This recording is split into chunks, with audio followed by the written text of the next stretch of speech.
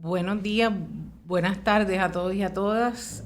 Soy Carla Minet, directora del Centro de Periodismo Investigativo, y hoy acompañada del compañero abogado Carlos Ramos, becario de Equal Justice Works en el CPI.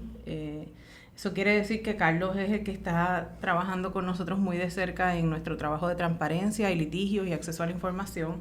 Así es que gracias por estar hoy conmigo, Carlos. Vamos a estar durante esta transmisión de hoy haciendo una actualización del estatus de varios casos que estamos llevando a los tribunales, algunos de ellos hace mucho tiempo, y hemos recibido muchas preguntas sobre en qué parte del proceso se encuentran los casos, así es que queremos darles información más reciente. Además de eso, les recuerdo que esta semana continuamos con la campaña de verano del CPI, mediante la cual pueden hacer su aportación mensual mediante nuestra página www.periodismoinvestigativo.com, donde van a poder ver todas las opciones que tienen para hacer su donativo. Ahorita vamos a hacer una demostración de todas esas alternativas para los que quieran hacer su donativo. Esta campaña empezó la semana pasada, se extiende hasta este jueves, así es que están a tiempo para cooperar y apoyar nuestra misión de transparencia y acceso a la información, que es tan importante. La discusión que quiero tener con Carlos hoy va a empezar por el caso que llevamos contra la Junta de Control Fiscal hace ya 5 años. Sí, 5 años.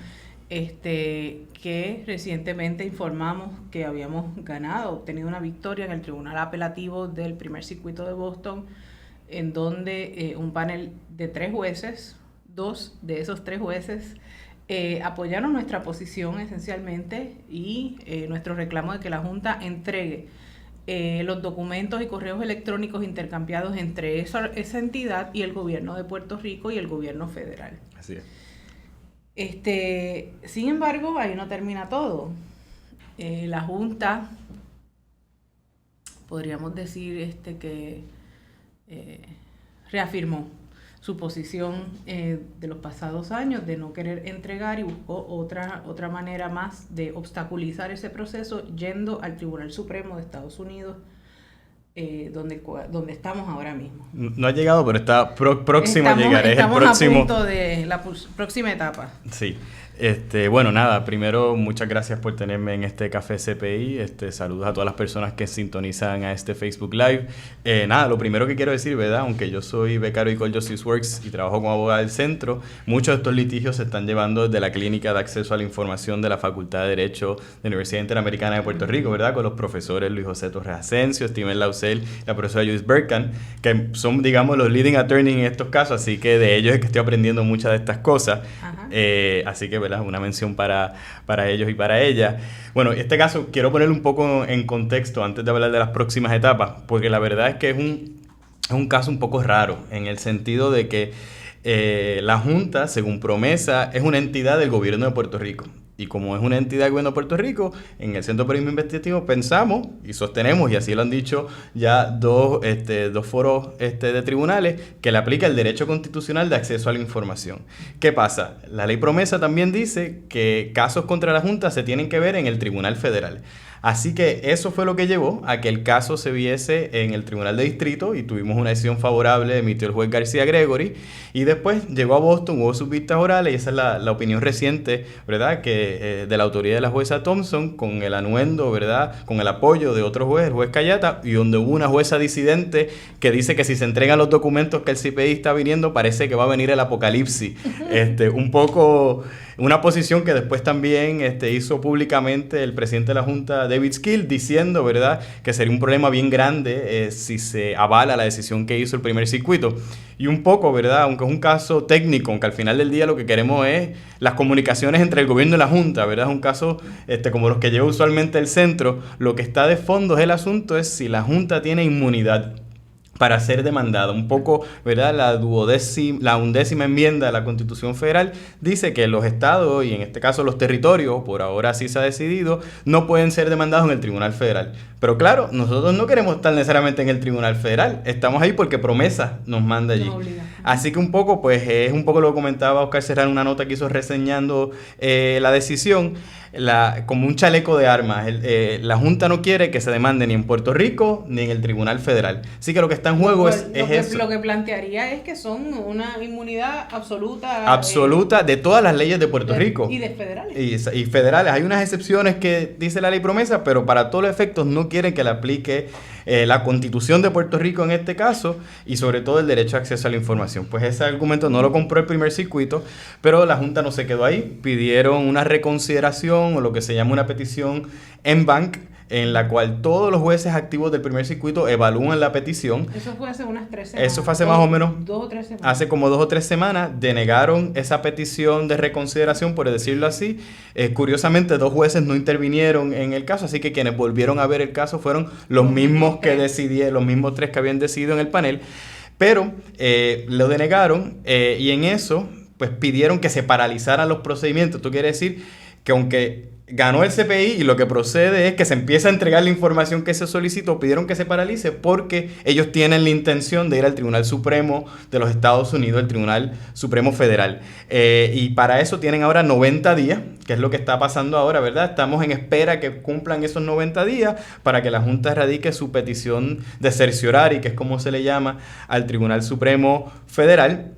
Las posibilidades que tenga de éxito o no la Junta, pues yo les voy a hablar de los números, ¿verdad? La realidad es que todos los años en el Tribunal Supremo Federal se presentan sobre 7,000 peticiones de cerciorari y, por ejemplo, en este término que acaba esta semana, ¿verdad? Que salió la nefasta decisión revocando el caso de Roe v. Wade, solamente se vieron 66 de sobre esas 7,000 que se suelen ver y fluctúa entre 70 y 90. Así que el porcentaje... Menos de un 10%. Mucho menos de un 10%. Las posibilidades de éxito de la Junta son pocas, pero eso pensamos en otros casos que recientemente, los últimos 5 o 7 años en Gibraltar fueron atendidos. El caso de Aurelius, el caso de Bayo Madero, ¿verdad? El caso Sánchez Valle. Así que ahí el tema de Puerto Rico le sigue interesando al Tribunal Supremo Federal, pero nosotros seguimos atentos. Ahora, la verdad, la bola está en la cancha de la Junta, que tienen que erradicar esa petición y nos toca, digamos, que esperar. Después el CPI, ¿verdad?, podría decidir si comparecer en esta etapa o posteriormente, si eventualmente el tribunal decide atender el caso, pero yo no estimo que hasta probablemente mínimo principios del año que viene empezamos a ver algún movimiento más real en este caso. Pero todavía, vamos para 5 años y la Junta todavía no quiere divulgar, ¿verdad?, las comunicaciones que tiene con el gobierno de Puerto Rico. Aún si fuera atendido, ¿verdad?, este caso, tomando en cuenta ya las decisiones de los tribunales de menor jerarquía, pues obviamente tendrían que encontrar algún argumento extraordinario, diría yo. Sin embargo, creo que es importante decir que esto supone un trabajo para el CPI, ¿verdad?, en términos de preparar toda esa documentación que requiere estar ante el Tribunal Supremo de Estados Unidos, los costos, el trabajo de fondo que hay que hacer, que es gigantesco. Así es que nos ponen en una posición, ¿verdad?, aún así bastante compleja, diríamos, y en la que francamente no deberíamos estar, pero eso es lo que ha traído la Junta de Control Fiscal. Ese caso, a la vez que se radicó ese caso contra la Junta, el mismo día se radicó en Puerto Rico un caso igual, similar, contra el gobierno de Puerto Rico, pidiendo los mismos documentos que se estaban pidiendo a la Junta. Porque entendíamos que ambas entidades tenían igual responsabilidad de entregar. El caso de Puerto Rico ha tenido otro recorrido, otra suerte y otro camino, igualmente tortuoso, porque todavía ese gobierno de Puerto Rico no ha entregado los documentos que se le pidieron. Así es. Pero también ha tenido un desarrollo reciente ese caso, el cual es contra el gobierno de Puerto Rico, pero específicamente la AFAF. AFAF, sí. Que la Agencia de Asesoría Fiscal del gobierno de Puerto Rico y hubo un desarrollo reciente en el Tribunal Apelativo en Puerto Rico. Sí, ese caso, digamos, que esto suele pasar mucho. Si no nos quieren dar por un lado, pues lo pedimos por otro y estamos seguros que AFAF está sujeto al derecho constitucional de acceso a la información. Y un poco, bueno, ese caso se ganó a nivel de primera instancia, se ganó a nivel del Tribunal de Apelaciones, llegaron hasta el Tribunal Supremo y el Tribunal Supremo decidió no meterse porque entendía que la decisión del Tribunal de Apelaciones fue correcta, ¿verdad? Pues una vez eso sucede, pues tiene que pasar un tiempo y el caso regresa al Tribunal de Primera Instancia, a la sala del juez Alfonso Martínez Piovanetti, quien había dicho originalmente que tenía que planificarse, digamos que como un calendario de producción. Se están pidiendo, ¿verdad?, muchas comunicaciones, muchos emails, y tenía 20 días AFAF para establecer cuál iba a ser el calendario de producción. Esa fecha pasó, ¿verdad?, con todos los trámites, que regresó el caso al Tribunal de Primera Instancia, y la semana pasada el juez, los abogados del CPI presentaron una moción diciendo, mira, pasaron este término y no nos han dicho cómo van a empezar a entregarnos los emails y las comunicaciones, y el juez le dijo al gobierno que tiene hasta este jueves 30 de junio para expresar por qué no ha empezado la producción, si no va a señalar una vista de desacato al gobierno de Puerto Rico por incumplir, ¿verdad?, con la determinación tanto del TPI como del TEA de producir esos documentos. Así que, como dicen los abogados, el pequeño caso que no podía y que ahora parece que pudo, pues parece que va a tener resultados, digamos, un poco más rápido que el del caso del Tribunal Federal, ambos bajo el derecho constitucional de Puerto Rico. Así que estamos a la espera de cuál es la posición del gobierno al final de esta semana. Si va a decir, mire, bueno, pues vamos a empezar a producir y estas son las fechas que lo vamos a hacer. Si no, el juez va a señalar una vista de desacato por incumplir su dictamen de que tienen que entregar las comunicaciones que ya se habían analizado, que es información pública. Debemos asumir que hay alguien en alguna oficina de gobierno produciendo y recopilando estas comunicaciones que durante 5 años le hemos estado pidiendo y se han opuesto a entregar. Ese caso también, obviamente, nos representa la clínica de la Facultad de Derecho de la Universidad Interamericana, los licenciados Luis José Torres Asensio y Steven Lausel, y en el caso ante el Supremo, la licenciada Judith Berkan, también con el apoyo del licenciado Steven Lausel. Así es que en esos casos esperamos noticias. En el de Puerto Rico, pasado mañana, este jueves, y en el caso de ante el Supremo, el caso federal, en los próximos meses, en 2-3 meses. Así que pendientes, ¿verdad?, a la actualización sobre esos casos, que seguiremos haciéndolo a través de nuestras redes sociales y de nuestra página web.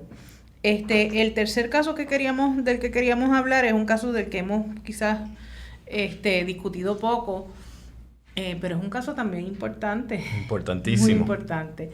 Es un caso que llevamos contra el Departamento del Tesoro Federal,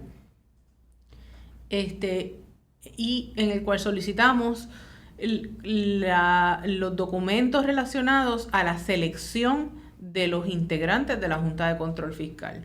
En el proceso antes de que fueran escogidos los miembros de la Junta, de esa primera Junta inicial. Estamos pidiendo básicamente correos electrónicos, resúmenes o documentos relacionados con algunos de estos candidatos y los criterios que se utilizaron para seleccionarlos y filtrar, digamos, esa lista amplia inicial de personas que se consideraron para ser parte de la Junta. ¿Dónde estamos con ese caso? En ese caso nos representa el bufete de Latino Justice, una entidad que está en Estados Unidos, en Nueva York específicamente, y que ha estado con nosotros en los pasados. Ese caso yo creo que ya tiene como 4 años. 4 años, sí, 2018.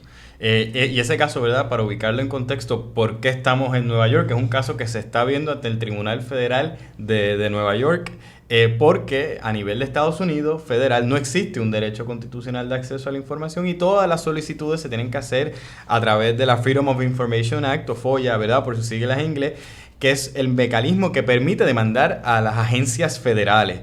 Pues en ese caso se le enviaron, ¿verdad?, los requisitos de información al Departamento del Tesoro y empezaron a producir. Han producido bastantes documentos, claro, en su mayoría con tachaduras, redacted, ¿verdad?, ennegrecido, que sabes que existe un documento, pero no puedes descifrar muy bien lo que está diciendo. En la etapa en la que nos encontramos ahora, se produjo todo. Se produjo una segunda vez porque intentamos unas negociaciones para ver si llegábamos a un acuerdo, ¿verdad? Una práctica común en este tipo de litigios de FOIA. Y estamos en la etapa de evaluar esa última producción, en lo que sea muy probable que se mueva entonces una etapa de litigio, porque estamos un poco en desacuerdo en la postura de tachar cierta información que nosotros sostenemos, ¿verdad? Que es información pública y que debe estar disponible para todo el pueblo de Puerto Rico. Así que eso es un caso que en los próximos, digamos, mes y medio se estarán presentando las mociones ante el tribunal y se seguirá litigando. Y la verdad es que ha sido muy interesante ver las posturas que ha asumido Tesoro Federal, ¿verdad? Porque esto es algo que pasó, la Junta lleva con nosotros 5 o 6 años, esto es, antes de que llegara la Junta eran esos emails, se anunció promesa, había que crear una Junta y eran las conversaciones que se daban dando al interior del gobierno federal, quiénes iban a componer esa Junta, si la lista eran de 20, 30, 40, cómo llegamos a los que llegamos, hay conflicto de intereses o no en las elecciones, cómo fue ese proceso. Y la realidad es que han ocultado mucho, ¿verdad? Estas administraciones, sí, tanto demócratas como republicanas. Exactamente. Y es muy interesante cómo el mismo sistema, a pesar de que son administraciones diferentes, se autoprotege. Así es. Yo recuerdo los primeros días en que solicitamos esa información, bien atrás, hace mucho, y empezamos escribiendo correos electrónicos a la Casa Blanca, a ver quién custodiaba esa información de esos intercambios. Recuerdo que escribimos múltiples veces, enviamos cartas, llamadas, y nadie nos quería dar una respuesta. Después nos enviaron al sistema de archivos del Congreso, porque se suponía que mucha de esa documentación relacionada con Casa Blanca se custodiaba allí. Y al final nadie nos supo dar una respuesta clara sobre dónde estaban los documentos. Sí logramos identificar que la mayoría de los funcionarios que habían estado enviando los correos eran del Departamento del Tesoro, y fue así como decidimos que esa entonces era la agencia que debíamos demandar, y demandar no, a quien le debíamos enviar la solicitud de información FOIA, y con la que hemos estado todo este tiempo en este proceso. No, y que yo creo que es un caso todavía muy importante por distintas razones, además de la memoria histórica de cómo sucedió eso, pues porque la Junta sigue aquí, ¿verdad? No sabemos las garantías reales de cuándo se va a ir, y el vehículo de promesa se puede utilizar en otros territorios, ¿verdad? Y la historia se puede volver a repetir, y un poco es importante, ¿verdad?, transparentar qué pasó en el interior del gobierno federal a la hora de escoger a estas personas que compusieron la primera junta, y eso también nos da una pista de cómo han seguido seleccionando los otros miembros. Exactamente. Así que es muy importante por eso. Y los próximos que puedan seleccionar, porque hay quien piensa que la junta se va a ir en los próximos meses, pero yo creo que todavía nos queda por ver, ¿verdad?, si van a seguir nombrando personas. El último caso del que quería hablar, Carlos, es el que más recientemente radicamos, un caso nuevo que se presentó la semana pasada ante el tribunal, mediante la ley 141, que es un caso que estamos llevando como parte de una beca de investigación periodística que otorgamos a el joven Joaquín Rosado. Joaquín, es que su apellido se me olvida, perdona. Joaquín Rosado Lebrón, que ha estado trabajando una investigación sobre el tema de calidad de aire en Puerto Rico, y por lo cual solicitó hace bastante ya al Departamento de Recursos Naturales una serie de documentos y de información que no les ha entregado. Sí, el periodista había solicitado y, ¿verdad?, dieron a entender que iban a responder, y después, oídos sordos, como a veces suele suceder con las agencias en Puerto Rico, le estaba pidiendo, ¿verdad?, cómo se utilizan los fondos que otorga la EPA, ¿verdad?, el Environmental Protection Agency, en temas de calidad ambiental, los informes que tengan que ver con cómo se están utilizando esos fondos, los planes de implementación, bueno, los estándares de dióxido de azufre, un montón de temas importantes para la calidad del aire en Puerto Rico.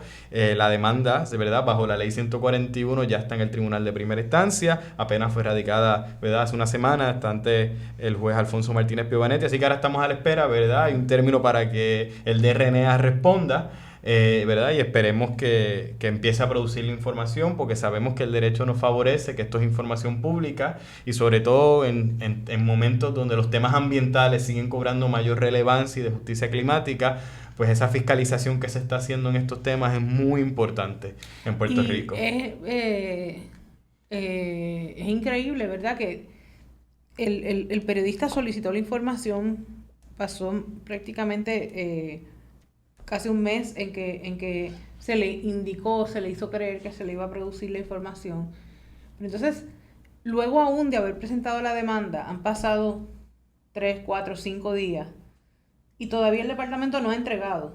Sí, ni siquiera ha contestado la demanda, tiene No, un término no ha de... contestado la demanda, pero tampoco ha entregado que si la información estaba lista realmente, si lo hubieran estado recopilando y la tuvieran parcial o completa, pues hubieran hecho un gesto de enviarla, de producirla. Claro, ¿qué ha pasado en otros casos? ¿Qué ha pasado en otros los casos otros con la casos, Autoridad de Energía Sí, Eléctrica? el único otro caso que este es el segundo caso que se lleva este año ante los tribunales, el primero que fue contra la Autoridad de Energía Eléctrica, eso es un término de 24 horas, se demandó, se produjo una orden para mostrar causa y la Autoridad de Energía Eléctrica produjo, ¿verdad?, un memorando de entendimiento que tenía que ver, ¿verdad?, con las ventas que querían que asumiera el gobierno de Puerto Rico de ACES, ¿verdad? De AES. Perdón, de AES, Sí. y el depósito de ceniza. De ceniza, así que a veces las agencias recientemente con la ley nueva se asustan un poco cuando se demandan, hay otros que no les importa y se hacen y llegan hasta las últimas consecuencias, como es el caso de AFAF, ¿verdad?, redondeando sobre la información, las comunicaciones con la Junta, pero otras sí empiezan a responder y aquí el Departamento de Recursos Naturales no ha contestado todavía, está en término todavía para responder a la demanda, Sí, pero sí, ni siquiera fuera de eso se ha visto en la necesidad, un gesto de decir... ¿verdad?, de buena fe, lo estamos trabajando, lo informaremos al tribunal propiamente. Lo cual, por supuesto, levanta muchas banderas, porque cuando una agencia no quiere producir una información, ¿qué es lo que usted piensa que piensa un periodista? Obviamente que algo pasa con la información, que hay algo que no se quiere algo que está escondiendo. informar, que algo se está escondiendo, y entonces se genera toda una sospecha en torno a algo que a lo mejor es innecesario Claro. o no es una preocupación que debería ser real.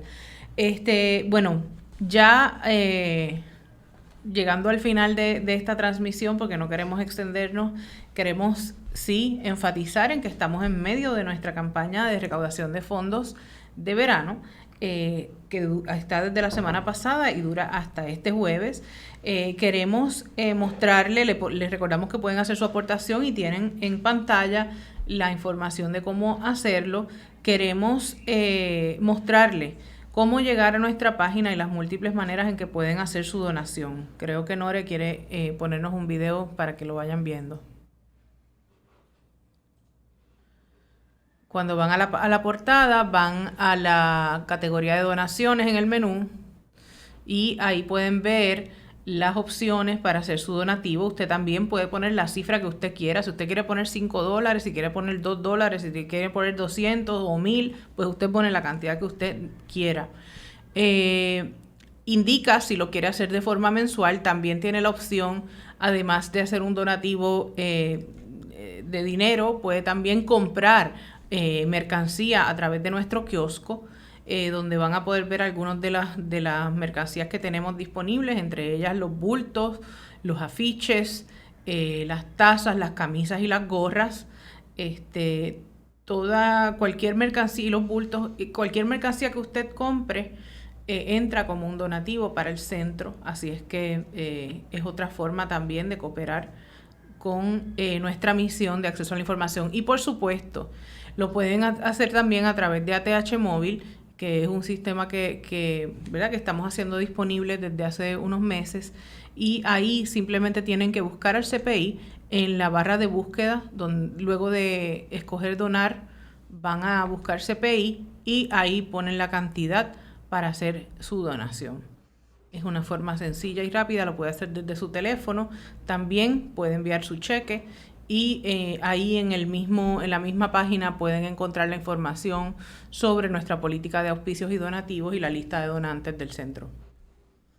Además de eso, pues les digo que los donativos que hacen al CPI son una forma de apoyar nuestro trabajo los 365 días del año. Es un trabajo de fiscalización que hace un grupo de unos 15 periodistas continuamente en colaboración con los abogados y abogadas que nos apoyan. Hacemos el trabajo no solamente de investigación periodística y de litigación, sino que también ofrecemos formación periodística. Esta misma semana traemos una periodista de Estados Unidos para ofrecer unos talleres precisamente sobre el tema de calidad de aire y cómo investigar ese problema en Puerto Rico y en otras partes del mundo y de Estados Unidos. Así es que es un trabajo que no para, ¿verdad? Que estamos continuamente haciendo, y cualquier donativo, pequeño o grande, nos ayuda a mantener nuestra misión viva. Así es que pueden aportar en cualquier momento y mantenerse informados con nuestra campaña. Si no puede aportar, comparta nuestra campaña en las redes sociales, invite a otras personas a hacer su aportación y a apoyar al CPI. Gracias, Carlos.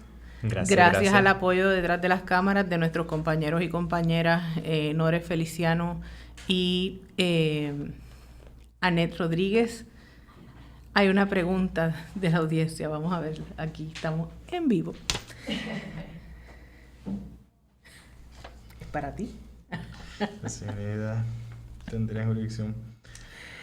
Bueno, yo entiendo que no, ¿verdad? Que no tienen jurisdicción en estos temas. La manera en que los organismos internacionales operan, ¿verdad? Sobre casos, pues no, ¿verdad? Incluso llegar al Tribunal de Derechos Humanos, que está en Estrasburgo, sería un poco difícil, porque quiénes son, que si Estados Unidos es parte de los tratados o no, pero no, lamentablemente no. Yo creo que el foro ante las Naciones Unidas es ante la vista, ¿verdad?, del Comité de Descolonización, que se estuvo pasando recientemente, ¿verdad? Pero no, las Naciones Unidas no juegan un rol en estos temas. Lamentablemente, pues seguimos sujetos al esquema federal para muchas de estas cosas, aunque no querramos, que es lo que comentaba. Nosotros no queríamos estar en el Tribunal Federal litigando un caso bajo la Constitución, ¿verdad?, de Puerto Rico, pero ahí es que nos lleva Promesa y llegaremos hasta donde tengamos que llegar para obtener la información en manos del gobierno. Estas son, exacto. Pero esta pregunta muchas personas la hacen cada vez que hablamos de los casos. Es una duda muy legítima, ¿verdad? Sí. Que la gente